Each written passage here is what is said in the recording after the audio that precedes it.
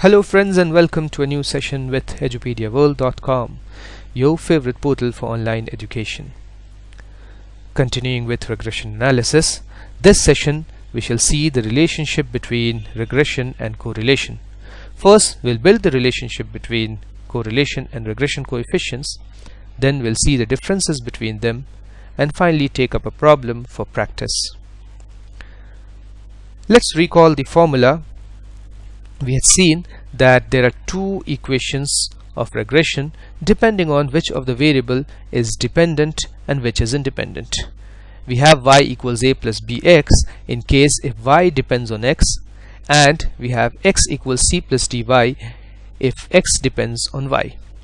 And the values of a, b, c and d are given by the formula below.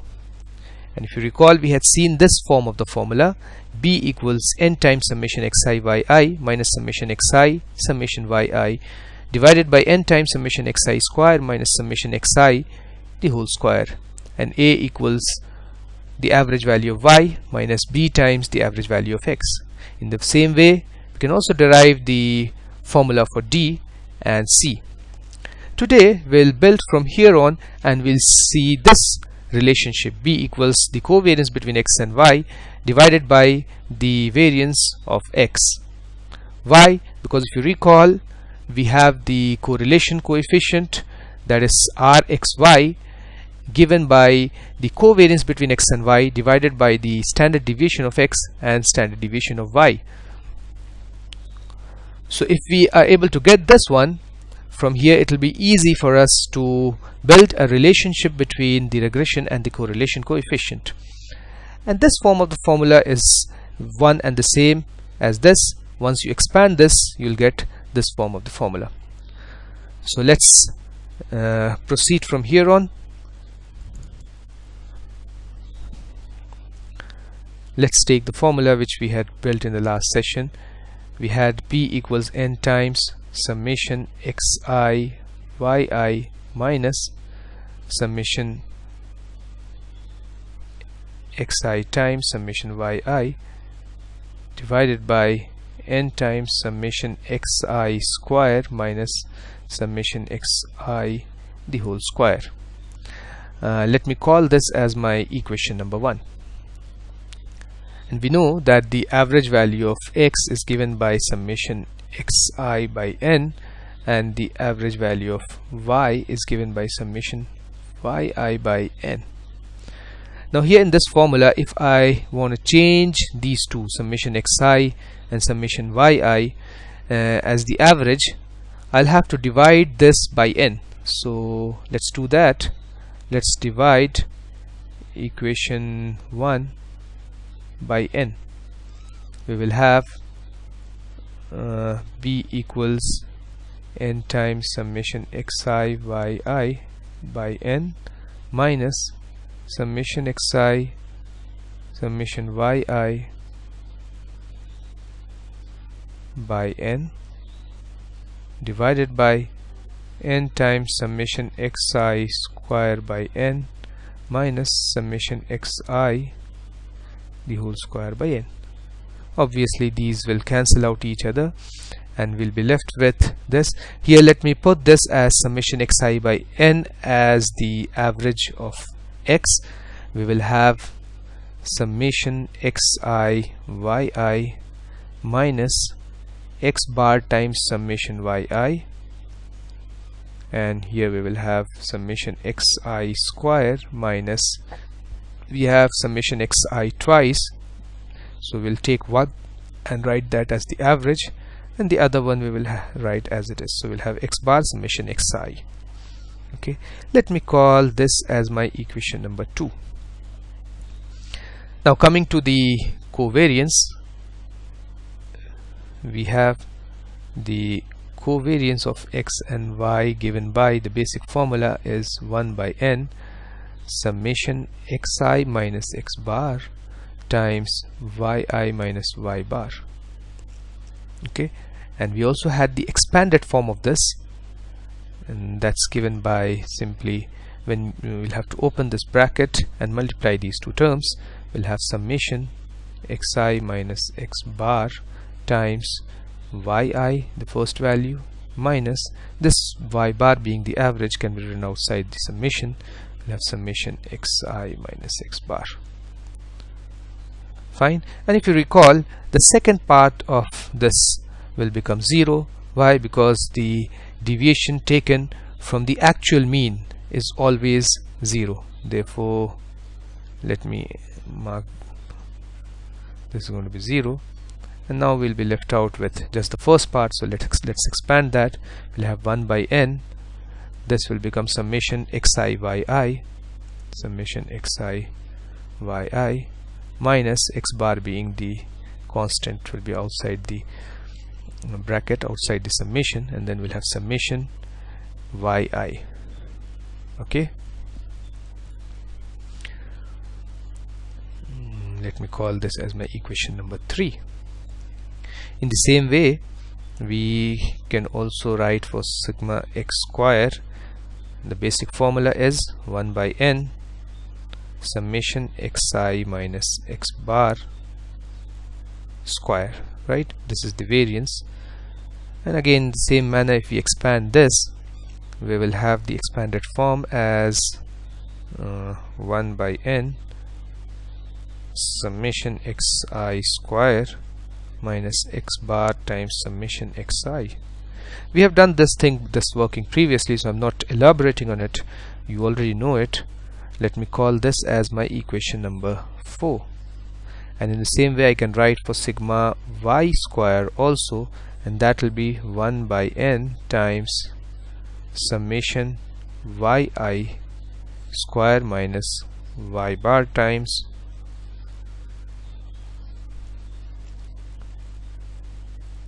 summation yi, right? And let me call this as equation number 5. Okay, so now let's divide equation number 3, divide equation 3 by equation 4. What we will get, equation 3 is for covariance, so it means we are doing covariance between x and y divided by sigma x square, and that will be given by 1 by n times summation xi yi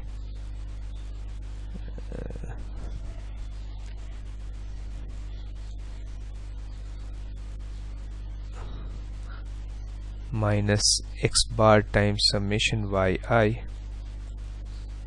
and this will be given by 1 by n times summation xi square minus x bar times summation xi. Okay, these two cancelling out each other, we are left out with sigma xi yi minus x bar times summation yi divided by sigma xi square minus x bar times sigma xi. Okay, and if you compare this, what we have got here is exactly the same as your equation number 2, and equation number 2 is for b. Therefore, this value is the value of b, and therefore we have this covariance between x and y by sigma x square equals to b.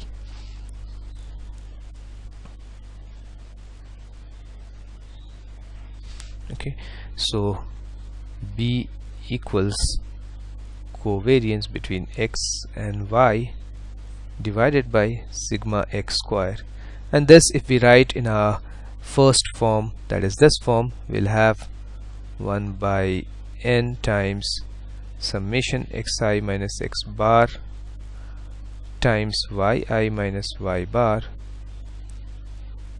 divided by 1 by n times summation xi minus x bar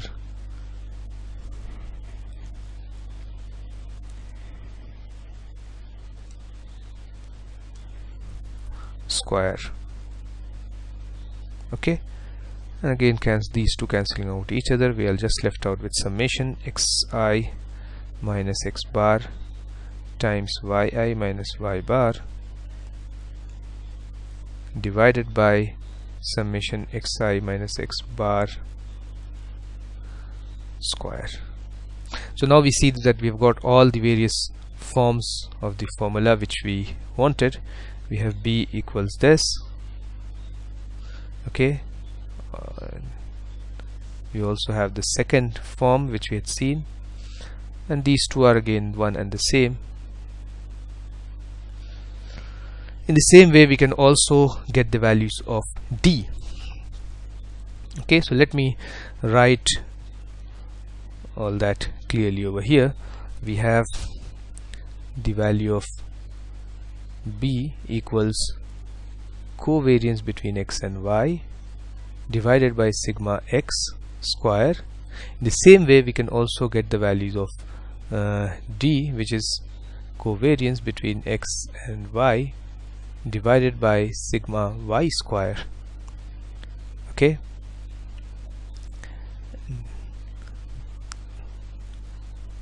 this is equal to summation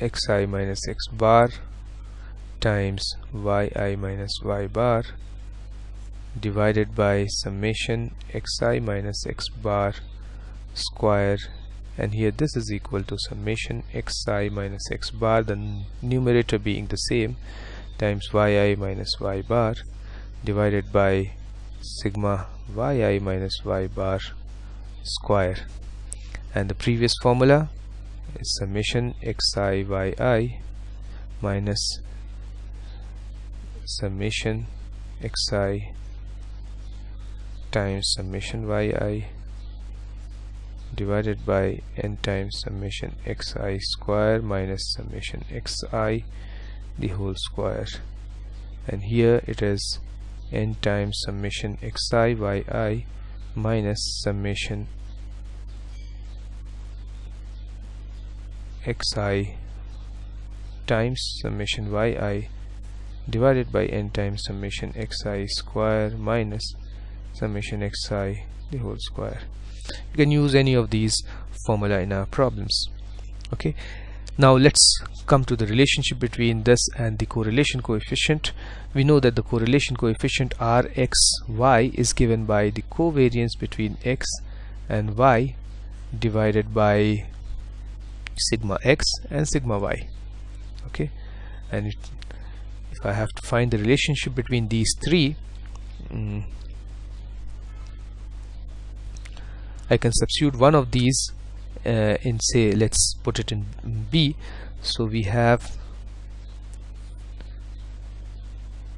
write b equals covariance between x and y divided by sigma x square, and in here we can take this as Rxy times sigma x times sigma y equals covariance between x and y, right? So now I can put this one here in place of covariance. I'll get b equals Rxy times sigma x sigma y divided by sigma x square. One of these sigma x cancel and we'll be left out with b equals Rxy times sigma y by sigma x. Okay, so that's the relationship between the regression coefficient b and the correlation coefficient Rxy.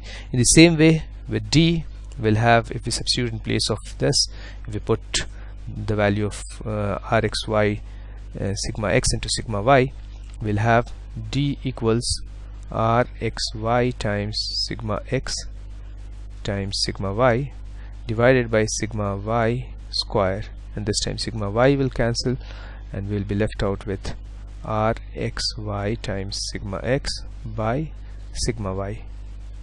Okay, so this is the relationship between sigma x and sigma y. Okay, in addition to this,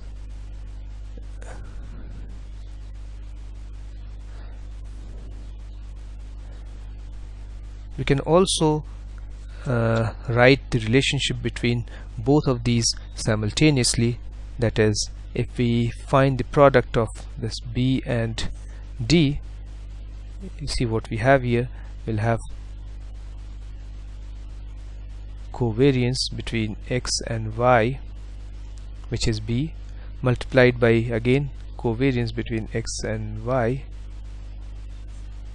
divided by sigma X square and sigma Y square. This is nothing but the square of the covariance, right? We have the square of the covariance divided by the square of sigma X and square of sigma Y. This is nothing but the square of Rxy. Therefore we can write B multiplied by D is the square of Rxy, or in other words we can write Rxy equals root of B and D. Okay,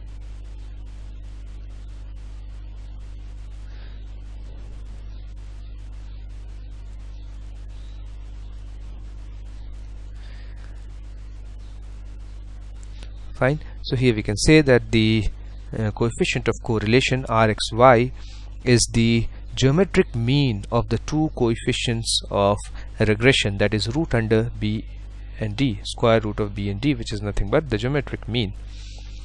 Okay, so we have these relationship. Let me just summarize all of these, and then we will proceed further and take up a problem.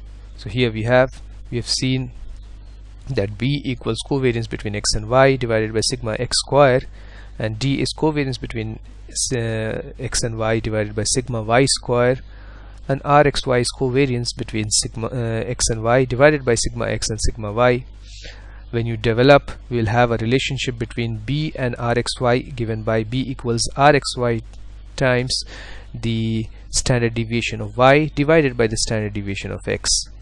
In case of D, we have D equals the correlation coefficient multiplied by the standard deviation of X divided by the standard deviation of Y, and together we'll have B multiplied by D equals the square of the correlation coefficient, or in other words the correlation coefficient can be set as the geometric mean of the regression coefficient, that is the square root of B into D.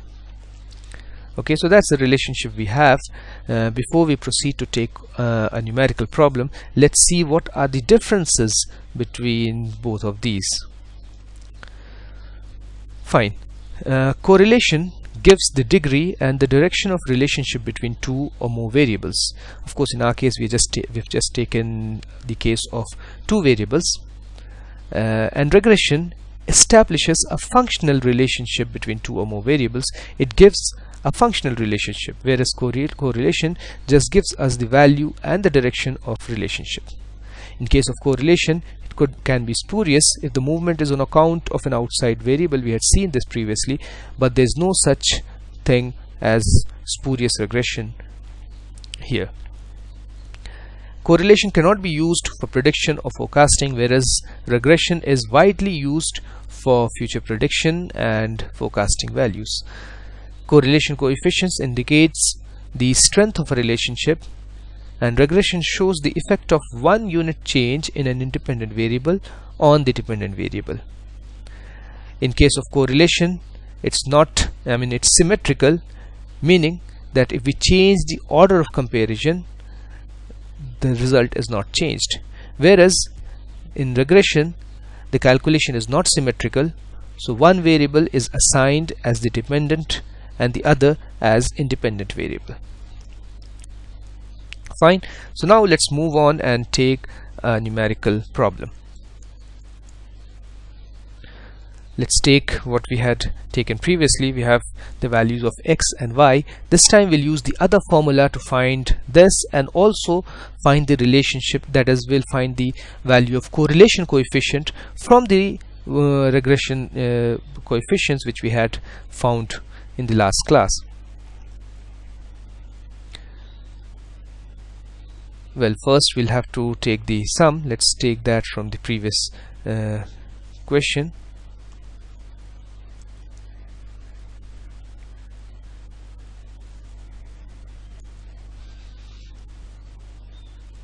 we need to find A, B, C and D, and in addition we'll also be finding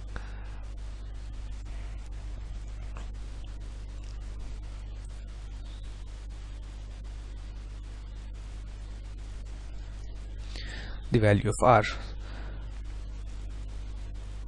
Okay, so we have this is the total, and these are the average values.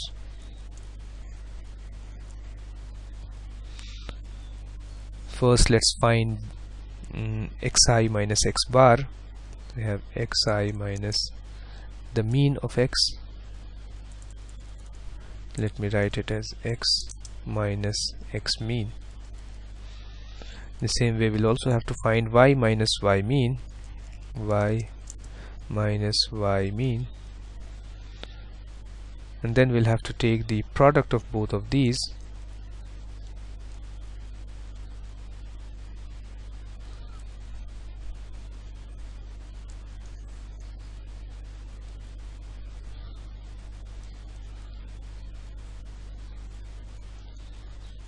We'll also have to take the square of these two.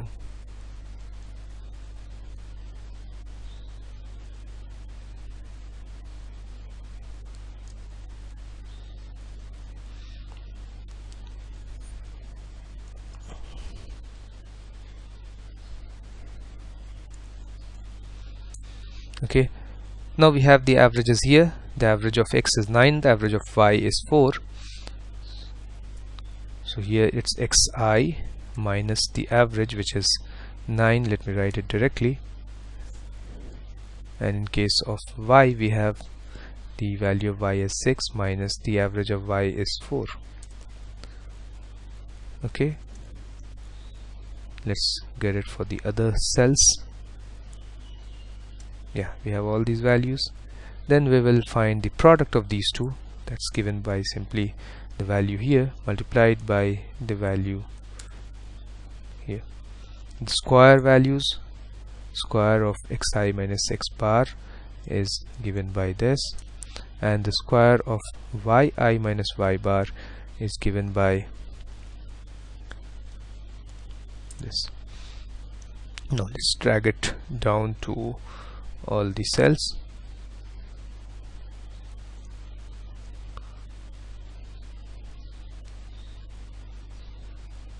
And here we have, next we need the total, the sum of the product of xi and x bar, the squares and all that. Okay, so we've got these. Now the formula this time is very simple.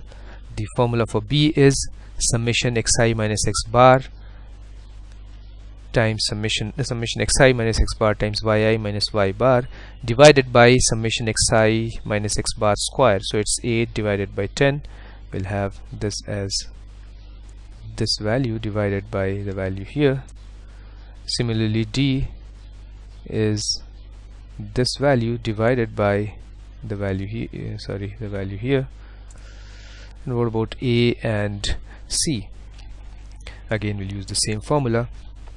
A is y bar times, which is this y bar, minus B times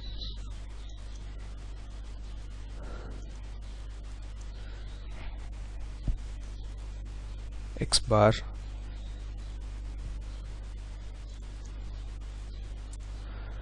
okay. In the same way, we have C equals x bar minus D times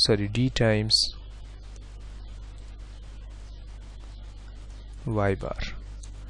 Okay, so we have got the values of A, B, C and D, and next let's find the value of R. So R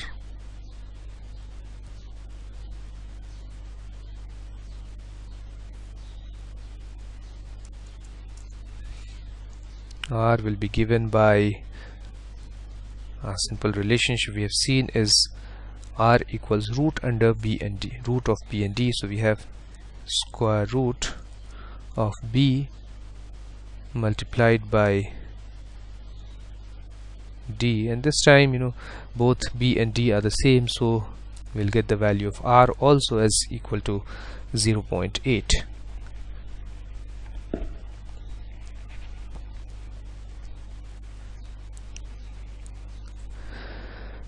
Well, so that way we have got the values of R, and of course we can write the equation based on the values of A, B, C and D.